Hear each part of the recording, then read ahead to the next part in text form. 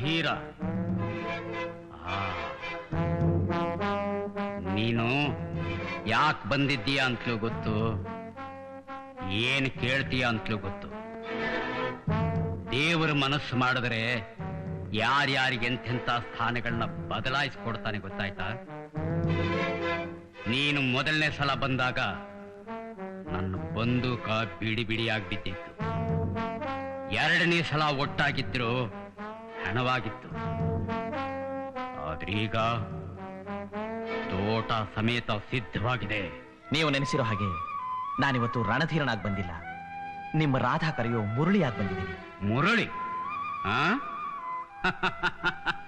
ಮುರಳಿ ಹಳೆ ಪುಸ್ತಕಕ್ಕೆ ಹೊಸ ಹೆಸರಿಟ್ರೆ ಒಳಗಿರೋ ಕಥೆ ಬದಲಾಗೋಗುತ್ತೆ ಅನ್ನೋ ಭ್ರಮೆನಾ? ಅಲ್ಲ, ಪ್ರೀತಿಗೆ ತಲೆ ತಗ್ಸಿದ್ರೆ ರಾಕ್ಷಸ ಕೂಡ ಮನುಷ್ಯನಾಗಬಲ್ಲ ಅನ್ನೋ ನಂಬಿಕೆ. ಬರೀ ಕ್ರೂರತನ ತುಂಬಿದ್ದ ನನ್ನ ಜೀವನದ ಹಳೆ ಪುಸ್ತಕಕ್ಕೆ ನಿಮ್ಮ ಮಗಳು ಬೆಂಕಿ ಇಟ್ಲು. ಈಗ ನನ್ನ ಜೀವನದ ಹೊಸ ಪುಸ್ತಕಕ್ಕೆ ಅವಳೇ ಕಥೆಯಾಗ ಬಂದಿದ್ದಾಳೆ. ಈ ಕತೆಗೆ ನೀವೇ ಮುನ್ನುಡಿಯಾಗಬೇಕು. ಮುನ್ನುಡಿ ಅಲ್ಲ, ಮಂಗಳ ಹಾಡ್ತೀನಿ. ಮೊದಲನೇ ಪುಟದಲ್ಲೇ ಮಂಗಳ ಹಾಡ್ತೀನಿ. ನಿಮ್ಮ ಮಗಳ ಮೇಲೆ ಪ್ರಾಣನ ಇಟ್ಕೊಂಡಿದ್ದೀನಿ, ಅದಕ್ಕೆ ನಿಮ್ಮನ್ನು ಸುಮ್ಮನೆ ಬಿಟ್ಟಿದ್ದೀನಿ. ಅವಳು ನಾನು ಅಂದುಕೊಂಡ ರೀತಿಯಲ್ಲೇ ಬದುಕಬೇಕು.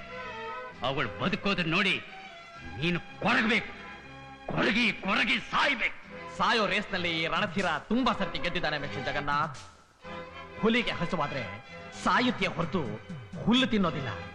ನಿಮ್ದು ತುಂಬಾ ದೊಡ್ಡ ಗುಣ ಅಂತ ನಿಮ್ಮ ಮಗಳು ನಿಮ್ಮನ್ನ ಹಾಡು ಹೊಗಳಿದ್ದಾಳೆ. ಆದ್ರೆ ನನ್ನ ತಂದೆ ತಾಯಿಗಳ ತೂಕಕ್ಕೆ ನೀವು ಒಂದು ಕೊಳಗಂಜಿ ಅಷ್ಟು ಕೂಡ ತಗೋದಿಲ್ಲ. ನಾನಿಲ್ಲಿಗೆ ಬಂದದ್ದು ನಿಮ್ಮ ಮಗಳ ಕೈ ಕೇಳೋದಕ್ಕೆ, ಭಿಕ್ಷೆ ಬೇಡೋದಕ್ಕಲ್ಲ.